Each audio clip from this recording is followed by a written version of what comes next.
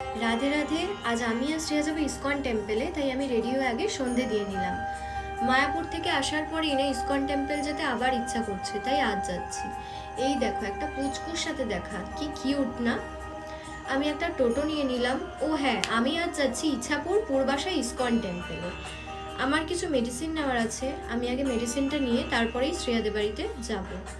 শ্রেয়াদের বাড়িতে যাওয়ার পথে গিয়ে দেখি ওদের গেটের সামনে ঢোলু আর গোলু শুয়ে আছে। এরা হচ্ছে ওর বন্ধু। শ্রেয়াও রেডি। শ্রেয়াকে এটাই বলছিলাম যে আজ আমরা অনেকটাই লেট হয়ে গেছি, তাড়াতাড়ি চল। আর যেটার ভয় পাচ্ছিলাম সেটাই হলো, আমরা কিন্তু রাস্তায় কোনো অটো বা টোটো কিচ্ছু পাইনি। আমরা অনেক দূর হাঁটার পর একটা ফুলের দোকান পাই, যেখান থেকে আমি রাধা মাধবের জন্য ফুল আর মালা নিই। সেখানেই আমরা একটা টোটো পেয়েছিলাম। তারপর আমরা পৌঁছে যাই ইসকন টেম্পল। এটাই হচ্ছে ইচ্ছাপুর পূর্বাশা ইসকন টেম্পল।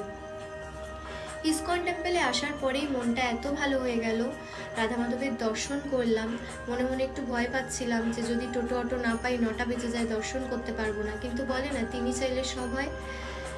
তাই ভগবানকে অনেক ধন্যবাদ দিই, তার আরতিও দেখতে পেরেছি। আমরা খুব ভালো করে দর্শন করেছি, একটু কীর্তনও করে নিয়েছিলাম। তারপর আমরা পুরো মন্দিরটা ভালো করে দর্শন করে নিলাম। দর্শন করার পরে আমরা প্রসাদও পেয়ে গেছিলাম, কারণ একটু পরেই মন্দির বন্ধ হবে। তাই বাইরে বাউল গান হচ্ছিল। তার আমি আর শ্রেয়া চললাম বাড়ির দিকে। আজকের মতো এইটুকুনি, টাটা।